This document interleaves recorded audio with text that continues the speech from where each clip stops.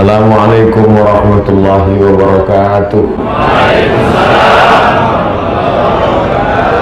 Alhamdulillah wassalatu wassalamu ala Rasulillah Sayyidina wa maulana Muhammad ibn Abdullah wa ala alihi wa ashabihi wa man tabi'ahu wa mawalah. Subhanaka la ilma lana illa ma 'allamtana innaka antal alimul hakim. Rabbi shrah li sadri wa yassir li amri wa hlul 'uqdatam min lisani yafqahu qawli. Tuan Imam, tuan-tuan guru, pengurusi masjid, hadirin hadirat, muslimin muslimat, insyaallah kita semua dimuliakan Allah Subhanahu wa taala. Amin ya rabbal alamin. Ayyuqattalu, mereka mesti dibunuh. Aw yusallabu, mereka mesti disalib di tiang gantungan. Antuqatta'a aydihim, dipotong tangan mereka. Wa arjuluhum, dipotong kaki mereka. Min khilafin, potong tangan kanan, potong kaki kiri. Min khilaf, tak boleh tangan kanan dengan kaki kanan. Potong tangan kanan, potong kaki kiri. Au yunfau minal ard, mereka mesti dibuang jauh, diasingkan dari kampung halamannya. Itu dibaca Tuan Imam pada rakaat pertama tadi. Bila ada orang jahat, maka dia tulislah pada harian newspaper hari ini bahawa Imam Al-Ghufran pengganas. Sebab dia dah ajarkan 6 perkara sebelum matahari terbit. Bunuh, gantung di tiang salib, potong tangan kanan, potong kaki kiri, buang jauh dari negerinya. Maka dia cut, dia potong ini ayat.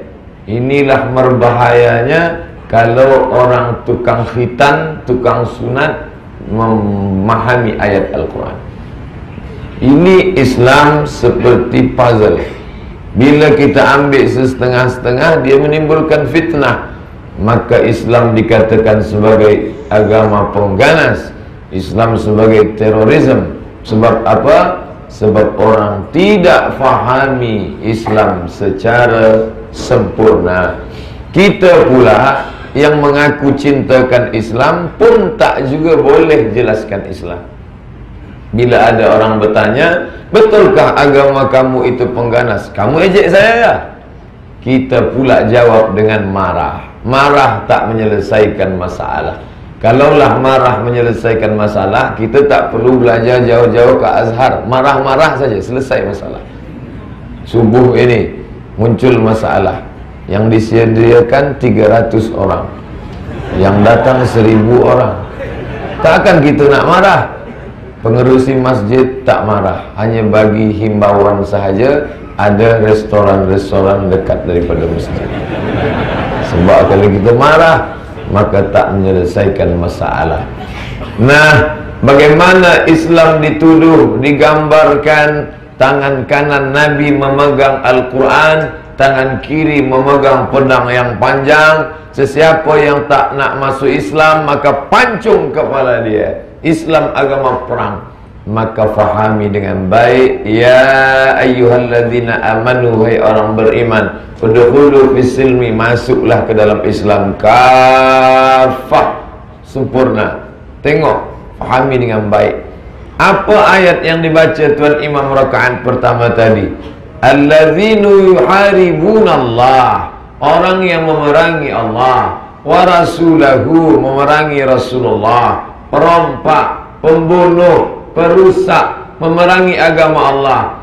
Mereka itu wayas'auna fil ardi fasadan, mereka berjalan di atas muka bumi ini membawa kerosakan, membunuh orang, membuat perbuatan yang tidak baik, merampas harta orang, mengambil kehormatan orang. Bila ada manusia macam begini, maka mesti ditegakkan hukuman. Maka jangan potong ayat. Wa qatiluhum, bunuh mereka. Siapa yang dibunuh itu? Alladzina yuqatilunakum, mereka yang dahulu memulai pembunuhan, perosakan, maka mereka layak untuk mendapatkan hukuman. An-nafsu bin nafsi, nyawa dibalas dengan nyawa. Al-ainu bil-aini, bila dia cucuk mata kamu, cucuk pula mata dia. Wal-ainu bil-aini, wal-nafsu bil-nafsi, wal-udhunu bil-udhuni. Bila dia potong kerat telinga kamu, potong pula telinga dia. Was-sinnu bis-sinni, dia patahkan gigi kamu, patahkan pula gigi dia. Wa jazaa'u sayyi'atin sayyi'atun mithluha. Balasan perbuatan buruk, buruk juga balasannya. Tapi ayat itu belum lagi wakaf. Faman afa, siapa yang mau memaafkan, wa aslaha, sesiapa yang mau berdamai, fa ajruhu 'ala Allah, Allah akan berikan balasan yang berlipat ganda. Maka Islam adalah agama keamanan. Islam adalah agama perdamaian. Agama lain mengambil nama dari tokoh orangnya, disebut dengan Buddhism, sebab dia dari Siddhartha Gautama, Buddha. Disebut dengan Christian, sebab diambil dari namanya, Jesus Christ. Disebut dia dengan orang, tapi agama kita tidak disebut Muhammadinism, tidak diambil nama. Tapi apa kata Allah? Al-yawma, hari ini, akmaltu lakum dinakum, aku sempurnakan agama kamu. Lalu kemudian wa atmamtu alaikum ni'mati, aku sempurnakan nikmat paling besar. Wa raditu lakumul Islam, aku jadikan Islam sebagai agama kamu. Islam diambil daripada kata salam. Salam adalah peace, kedamaian. Maka kita katakan yang kita sembah itu maha damai. Allahumma antas salam wa minkas salam wa ilaika ya'udus salam fa'ayyina rabbana bis salam. Masukkan kami ke rumah yang penuh dengan kedamaian. Tak ada dusta, tak ada perkelahian, tak ada kata-kata kasar, sumpah serapah, caci maki. Wa adkhilnal jannata daras salam. Tabarak Rabbana wa ta'alaita ya dzal jalali wal ikram. Lelaki yang penuh dengan kedamaian. Siapa nama dia? Abdus Salam. Abdus Somad, damai juga. Perempuan yang penuh dengan kedamaian, siapa dia? Ummu Salamah. Maka semua diambil dari 3 huruf, sin, lam, mim, salam. Amaliyatus salam, perdamaian. Oleh sebab itu agama Islam, agama yang mengajarkan kedamaian hati, dan orang yang damai itu disebut dengan muslim. Perempuannya muslimah. Maka tadi kita berikrar di hadapan Allah. Apa kita katakan? Wajjahtu wajhiya alladzi fatara as-samawati wal arda hanifan musliman. Aku berserah diri kepada Allah. Wa ma ana minal musyrikin. Lalu kita pula kembali menyatakan diri, wa ana minal muslimin. Bahkan sebelum mati apa kata Allah? Wala tamutunna, janganlah kamu mati illa wa antum muslimun. Jangan mati sebelum kamu menjadi seorang yang menebarkan kedamaian. Allah mengutus Nabi Muhammad sallallahu alaihi wasallam untuk membawa kedamaian ini. Dulu perempuan bila dia mati suaminya, maka dia tak dapat apa-apa. Ada seorang lelaki menikah, lalu dari pernikahan pertama lahirlah anak lelaki. Selepas itu dia menikah lagi, menikah lagi, menikah lagi, menikah lagi. Dulu orang Arab jahiliyah menikah, tak ada batasan, unlimited edition. Selepas itu dia menikah dengan istri yang terakhir, setelah itu dia pun mati. Maka istri yang terakhir ini boleh diwarisi oleh anak yang pertama. Perempuan macam harta benda, tak bernilai, tak berharga, diwarisi seperti benda. Maka datang Islam menghapuskan hukum ini. Haram anak menikahi ibu tirinya, kerana suami ayahnya adalah ibu dia juga. Kemudian istri mendapat harta warisan. Walakum nisfu ma taraka azwajukum illam yakul lahunna walad. Hai para suami, kamu mendapat setengah harta istrimu jika tidak ada anak. Fa in kana lahunna waladun, kalau istrimu melahirkan anak, falakumur rubu'u, maka kamu dapat 1/4 harta. Walahunna rubu'u, istri mendapat 1/4. In kana lakum walad illam yakul lakum walad, kalau tak ada anak, fa in kana lakum waladun, kalau kamu ada anak, falahunna tsumunu, maka istri dapat 1/8 harta warisan. Jadi perempuan dah tahu berapa dapat.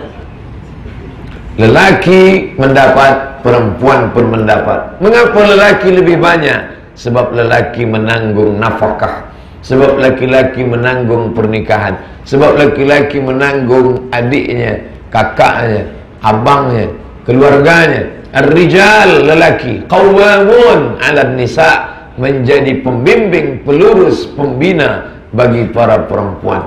Maka Allah angkat derajat perempuan yang dulunya rendah hina. Allah damaikan perempuan dengan kedatangan Nabi Muhammad sallallahu alaihi wasallam. Dulu bila ada anak lelaki lahir, orang gembira.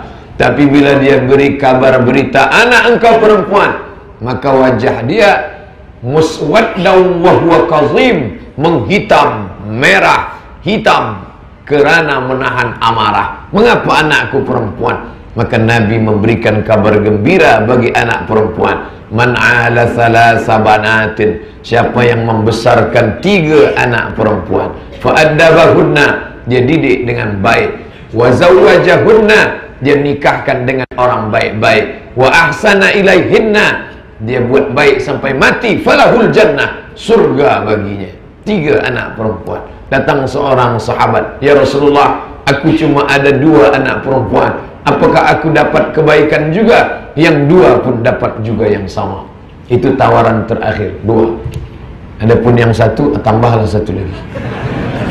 Begitu Allah mengangkat derajat perempuan. Dulu lelaki perkasa, seorang bapa dimuliakan. Adapun bunda, istrinya tak ada apa-apa. Maka datang orang bertanya kepada Rasulullah sallallahu alaihi wasallam, bagaimana dengan aku? Man ahaqqun nas bi husni suhbati, siapa perempuan, siapa manusia yang paling layak mendapatkan baktiku?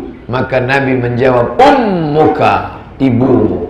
Thumma man, siapa lagi? Ummuka. Thumma man, siapa lagi? Ummuka. Thumma man, siapa lagi? Abuka. Kami lelaki hanya mendapat 1, sedangkan perempuan mendapat 3. Derajat perempuan 3. Mengapa perempuan mendapat 3? Perempuan mengandung, perempuan melahirkan, perempuan menyusukan anak. Bila ada lelaki ingin dapat yang 3, cubalah 3. Masjid Al-Ghufran pun memuliakan perempuan. Mana dia? Diletakkan di atas. Begitulah perempuan dimuliakan di rumah Allah subhanahu wa ta'ala.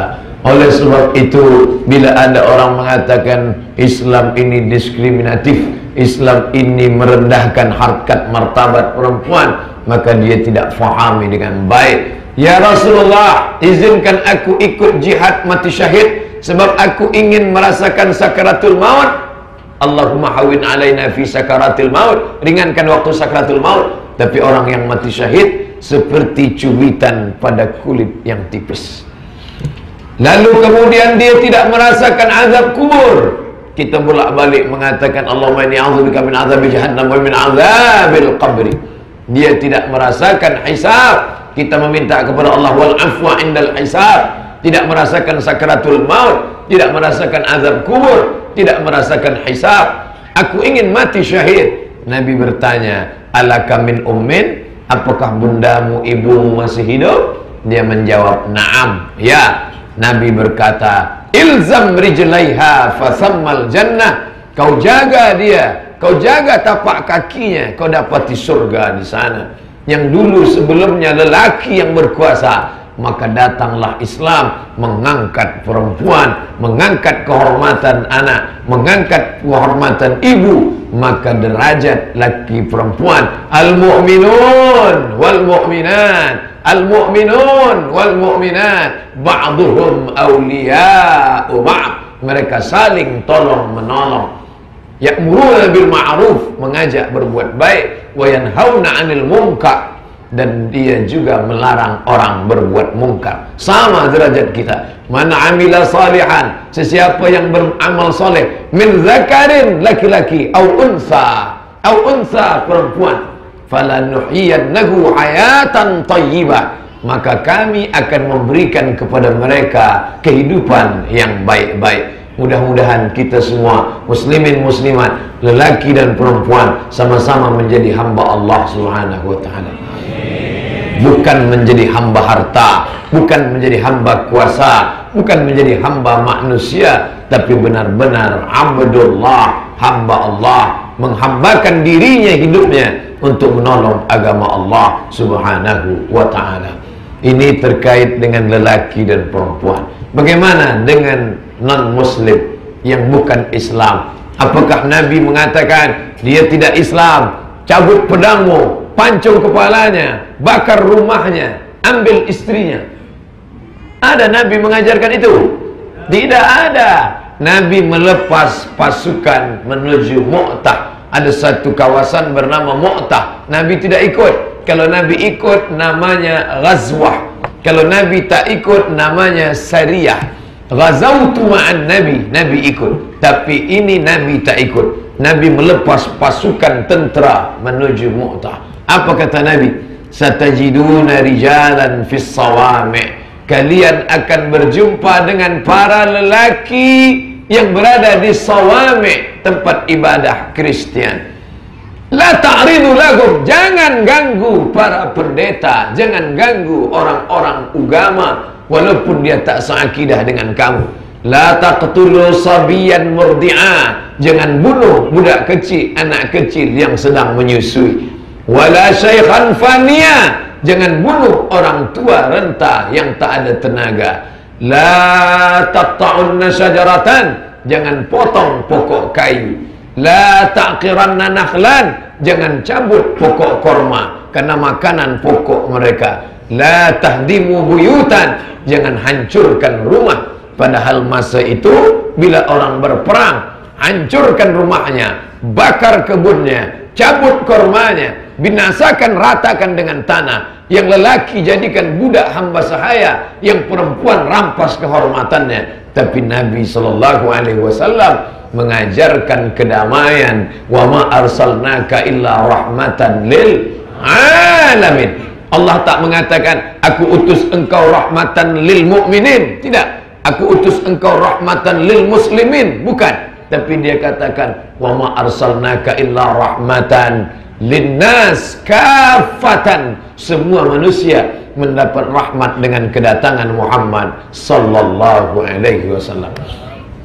Tak semua orang putih itu menulis Nabi Muhammad buruk-buruknya saja. Ada namanya Michael H. Hart, dia tulis 100 ranking influential person in history. Ada pula namanya Karen Armstrong, dia tulis History of Prophet Muhammad. Ada pula namanya orang-orang Pictol Marmado, dia terjemahkan Al-Quran ke dalam bahasa Inggris, ke dalam bahasa orang putih, sehingga mereka tahu menjadi kebenaran yang nyata. Hanya saja mereka ini terbagi kepada tiga. Ada yang masuk Islam seperti sahabat Nabi dulu. Nabi membawa Islam, orang-orang yang berhadapan dengan Nabi terbagi kepada tiga. Yang pertama Abu Lahab. Ini memang menolak sama sekali, memburuk-burukkan Islam, Abu Lahab. Yang kedua, baik kepada Islam, tapi dia tak nak masuk Islam. Inilah Abu Talib. Dan ada yang paling baik, nyawanya dia berikan, anaknya dia berikan, hartanya dia berikan. Inilah Abu Bakar Siddiq. Begitu juga dengan mereka. Ada yang melawan Islam, membenci Islam, Abu Lahab.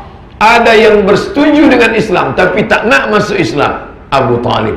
Tapi ada pula yang merubah namanya, Martin Lynch masuk Islam, kemudian Rene Zeno masuk Islam, kemudian Roger Jarauli masuk Islam. Mereka inilah Abu Bakr Siddiq. Maka sahabat-sahabat kita pun begitu juga. Ada yang menerima dakwah, ini adalah Abu Bakar. Ada yang suka kepada dakwah tapi tak nak ikut dakwah, Abu Talib. Ada yang menolak dakwah sama sekali, Abu Lahab. Maka balik daripada masjid ini, mulalah kita cari-cari sahabat kita. Ini Abu Lahab, ini Abu Talib, ini Abu Bakar. Mudah-mudahan kita semuanya Abu Bakr Siddiq radhiyallahu anhu. menolong dakwah Rasulullah sallallahu alaihi wasallam.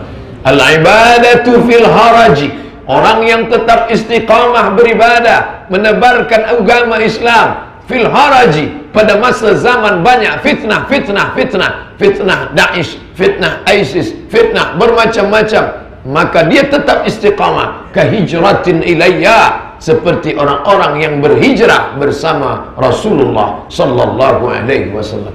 Ini ada telaga.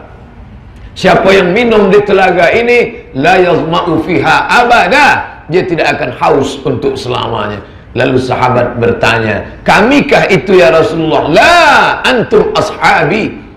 Yang akan minum di telagaku itu nanti ikhwani.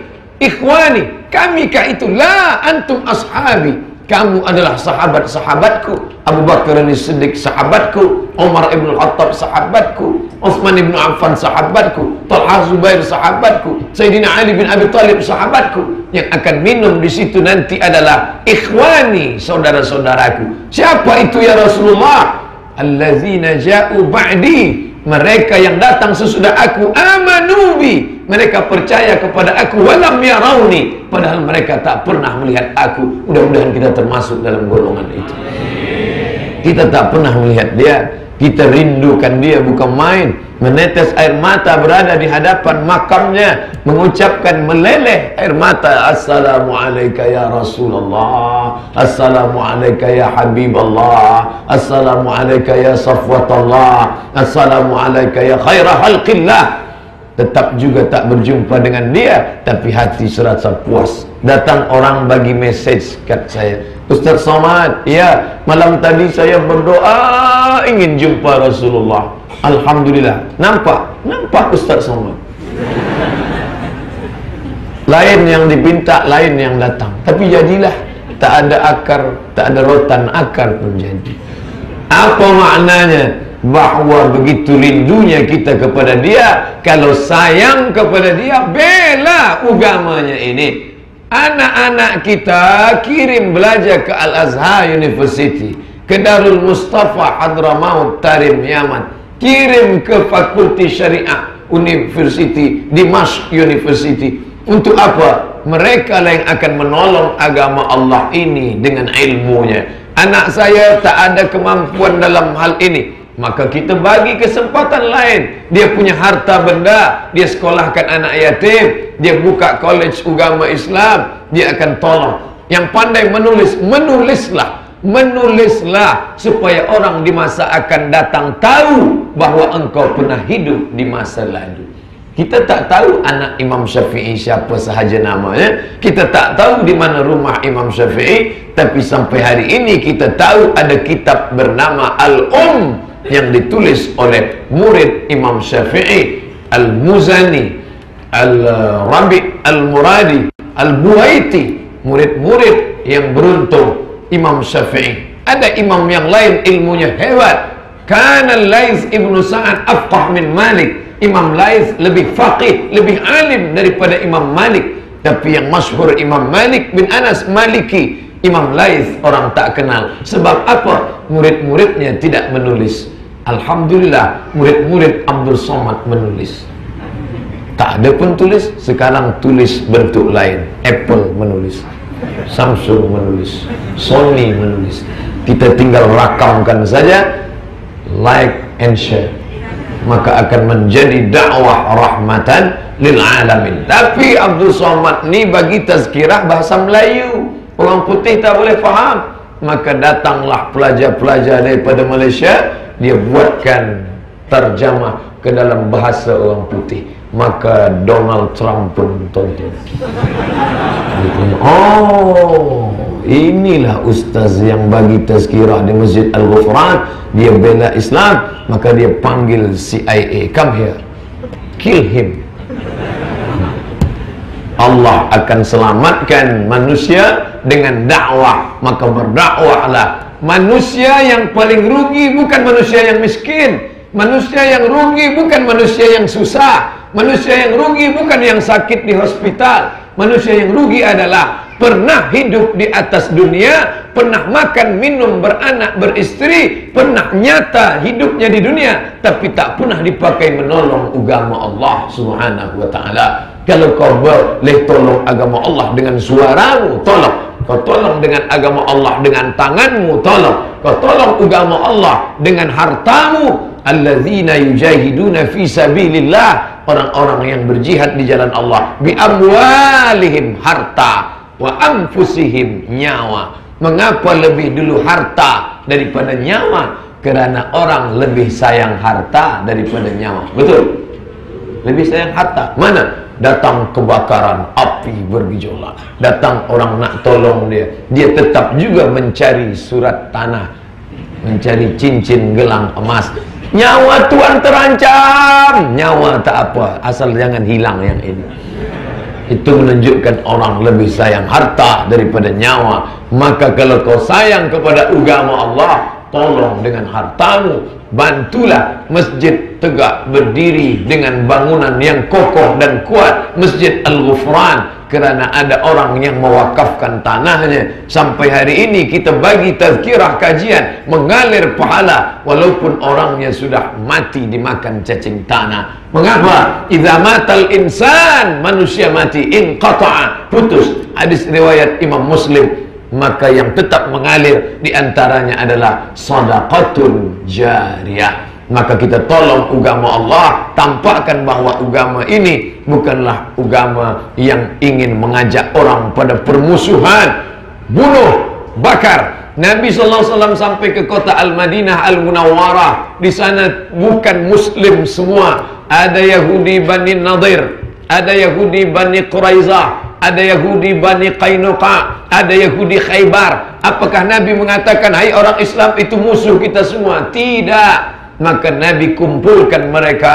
duduk bersama. Kita ini berbeza agama, tapi kita sama-sama mempertahankan Yathrib, kota Al-Madinah Al-Munawwarah. Jika ada orang kafir Quraisy menyerang Madinah, maka kita bersama-sama mempertahankan kota Al-Madinah Al-Munawwarah. Adapun wang, biaya perang, kita tanggung bersama. Buka kitab Ar-Rahiq Al-Makhtum yang ditulis ulama India bernama Syekh Safiyur Rahman Al-Mubarakfuri. 12 pasal tentang kesepakatan antara muslimin dengan orang-orang Yahudi. Nabi tidak mengajarkan permusuhan, tapi Nabi membawa kedamaian. Pada akhirnya mereka pergi kerana mereka berkhianat. Maka mereka pengkhianat meninggalkan kota Al-Madinah Al-Munawwarah. Mereka undang Nabi ke Khaybar. Sampai di Khaybar mereka tanya, ya Rasulullah, ya, makanan apa yang paling engkau suka? Nabi menjawab, kaki kambing bagian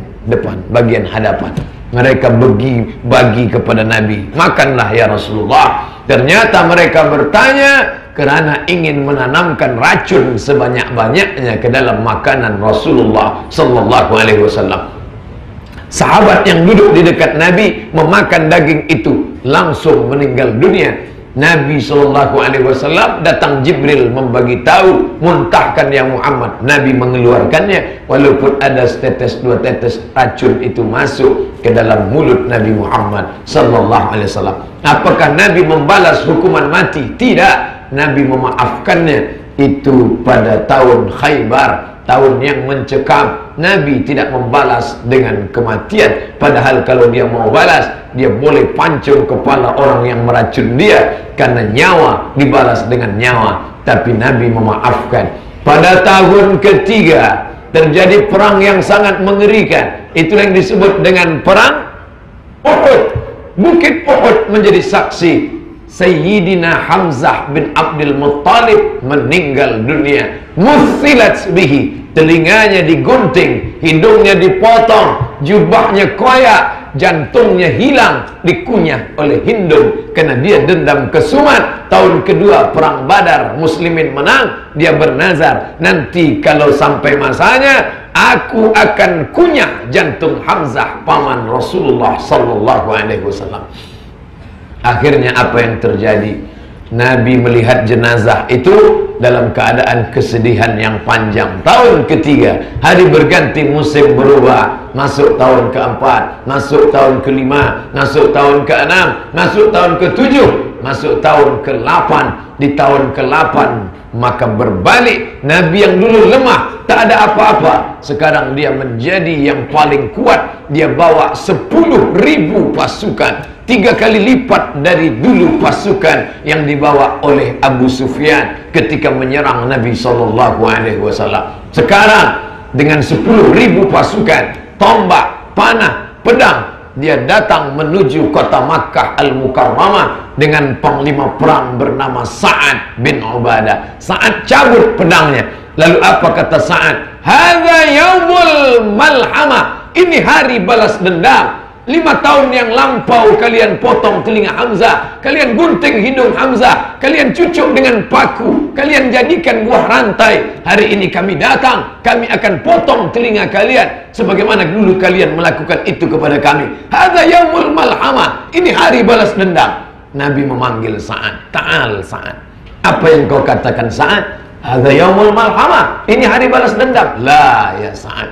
Hadza yaumul marhamah. Ini hari berkasih sayang.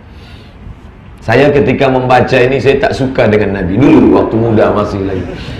Kenapa Nabi begitu lembut? Saya maunya Nabi datang bawa pedang, kerat semua telinga orang kafir jahiliyah itu. Tapi ternyata Nabi begitu lembut. Hadza yaumul marhamah. Ini hari berkasih sayang. Apa yang dia lakukan kepada Abu Sufyan yang 5 tahun lalu dengan kuda hitam besarnya, dia pijak jenazah-jenazah, dia tantang, mana Muhammad, mana Muhammad, mana Muhammad. Tapi hari itu apa kata Nabi Muhammad SAW? Man dakhala baita Abi Sufyan fahuwa amin. Siapa yang masuk ke rumah Abu Sufyan, maka dia aman, tidak diganggu. Saya lagi-lagi marah. Mengapa Nabi begitu lembut pada Abu Sufyan? Kalau akulah yang jadi Muhammad saat itu, mana rumah Abu Sufyan, aku mau bakar dia beserta isinya, karena aku sakit hati. Patutlah tak ada Nabi bernama Nabi Sawad tadi, karena dia masih ada dendam kesumat, masih marah dalam hati. Muhammad sallallahu alaihi wasallam, begitu jauh kami dengan engkau. Kalau kami meminta masukkan kami ke dalam surgamu bersama Sayyidina wa Maulana Muhammad sallallahu alaihi wasallam, apakah mungkin lidah yang kasar ini dapat berkata-kata di hadapannya? Apakah mungkin hati yang masih kotor, pendendam, pemarah ini boleh duduk bersama dengannya? Maka kita terasa jauh dengan Nabi Muhammad sallallahu alaihi wasallam. Tidak ada satupun telinga yang dikerat, tak ada satupun hidung yang digunting, tak ada satupun jantung yang dikunyah. Semua dia maafkan. Yang dia hancurkan 360 berhala, hancur dari batu, dari emas, dari kayu, dari perak, dari kaca, hancur semuanya. Setelah bersih, naiklah Bilal bin Abi Rabah ke atas Ka'bah. Bilal kumandangkan azan. Azan pertama di atas Ka'bah. Allahu Akbar, Allahu Akbar. Agak-agaknya macam itulah. Maka ketika Bilal memandangkan azan di atas Ka'bah, maka saat itu apa kata kafir musyrik jahiliyah? Alhamdulillah, bapakku sudah mati sehingga tidak melihat burung gagak azan. Karena mereka melihat Bilal yang hitam. Mengapa tidak yang dia suruh azan Abu Bakar Siddiq? Bila Abu Bakar yang azan, orang berkata, itu mertua dia. Bila dia suruh Sayyidina Ali azan, orang akan berkata, itu saudara mara, menantu dia. Tapi yang azan adalah dia yang berkulit hitam, legam, bukan sesiapa. Mesir, Sudan. Antara Mesir dengan Sudan ada kampung bernama Nubia. Itulah kampung Bilal bin Abi Rabah. Bilal bin Abi Rabah berkulit hitam, hamba sahaya, susah, miskin, melarat. Tapi itu yang diminta untuk naik ke atas Ka'bah. Apa yang diajarkan? Nabi SAW mengajarkan persamaan hak di antara manusia. Bilal yang dia panggil, Bilal, aku mendengar suara terompahmu di dalam surga. Bilal bin Abi Rabah masuk ke dalam surga, sudah didengar Nabi SAW suaranya. Begitulah Bilal. Padahal kita semua tahu Bilal bin Abi Rabah dari Afrika Utara, warna kulitnya dua saja, hitam dan hitam sekali. Tapi Allah muliakan dia. Innallaha la yanzuru ila ajsamikum. Allah tak melihat bentuk rupa kamu, wala ila suwarikum, wajah dan kulit kamu, walakin yanzuru ila qulubikum. Yang dipandang Allah adalah hati kamu, wa a'malikum, dan amal kamu. Ini yang dibawa oleh Muhammad sallallahu alaihi wasallam. Ketika mereka masih membeza-bezakan, yang paling mulia Quraisy, di bawah itu Arab bukan Quraisy, di bawah itu adalah orang berkulit putih, di bawah itu orang berkulit hitam, di bawah itu hamba sahaya. Maka dia datang membawa persamaan. Kullukum min Adam, semua kamu dari Adam. Wa Adam min turab, Adam dari tanah balik kepada tanah. La fadla bainal Arabi wal Ajam, tak ada beza antara Arab dengan yang bukan Arab. Wala farqa bainal abyadi wal aswad, tak ada beza antara berkulit putih dan kulit hitam. Kullukum min Adam, semua kamu daripada Adam, dan akan kembali kepada tanah, mati. Yang akan dibawa hanyalah illal ladzina amanu wa amilus salihat, iman dan amal soleh. Innal insan, semua insan, lafi khusr, rugi. Yang untung siapa? Illal ladzina amanu wa amilus salihat wa tawasaw bil haqq wa tawasaw bis sabr. Alhamdulillah, subuh ini empat ini insyaallah ada pada diri kita. Amin.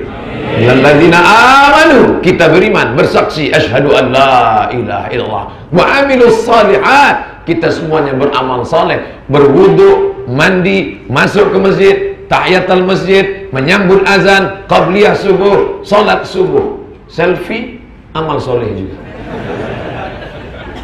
Wa tawasaw bil haqq, Abdus Samad memberikan tausiah, tazkirah hak tentang kebenaran, bela nabi kita, bela agama kita.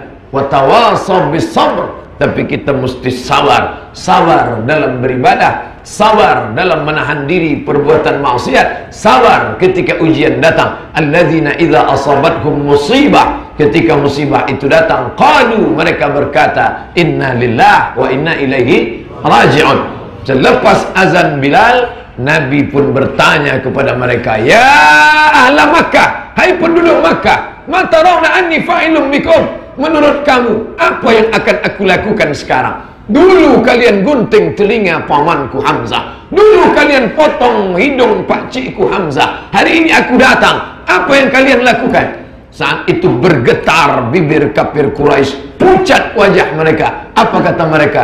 Akhun karim wa benu akhin karim. Akhun karim, engkau saudara kami ya Muhammad. Begitulah tuan-tuan sekalian, kalau kita sudah menang, semua mengaku bersaudara. Engkau saudara kami, engkau keluarga kami.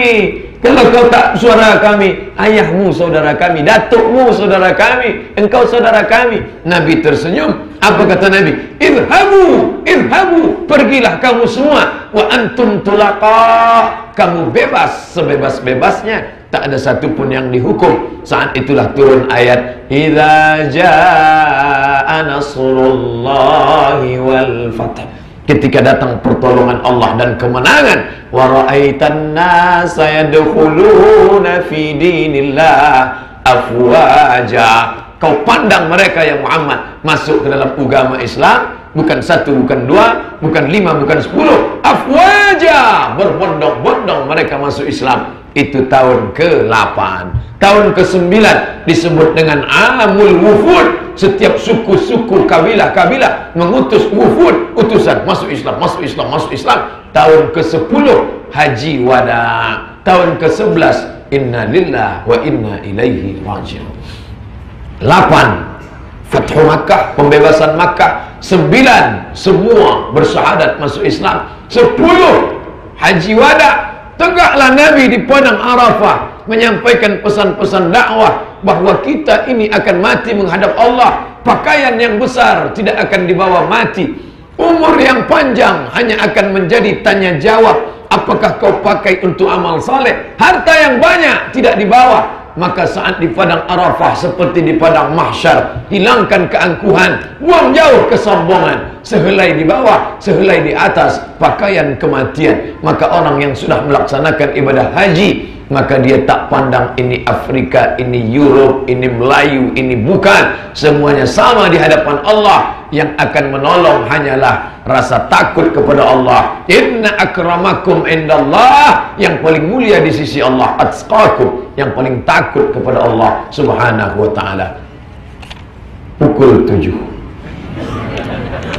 ya, tak sempat lagi kita nak bacakan soalan. InsyaAllah saya bawa balik, nanti saya jawab. Esok malam kita ada kajian Arba'in Nawawi di Masjid Sultan Abdul Jalil, Kerajaan Siak Seri Indrapura. Yang nak datang Kerajaan Riau, Republik Indonesia. Setiap Isnin malam Selasa saya akan bacakan esok malam. Terima kasih. Mohon maaf segala silap salah. Jangan lupa hubungan kita tak pernah putus selama kita saling mendoakan, insyaAllah. Allahu Akbar. Terima kasih. Mohon maaf banyak silap salah hamba Allah yang dhaif. Saya akan musafir hari ini. Wassalamualaikum warahmatullahi wabarakatuh.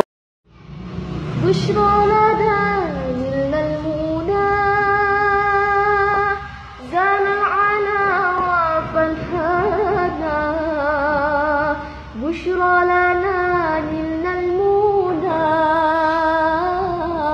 زال العنا وفلهانا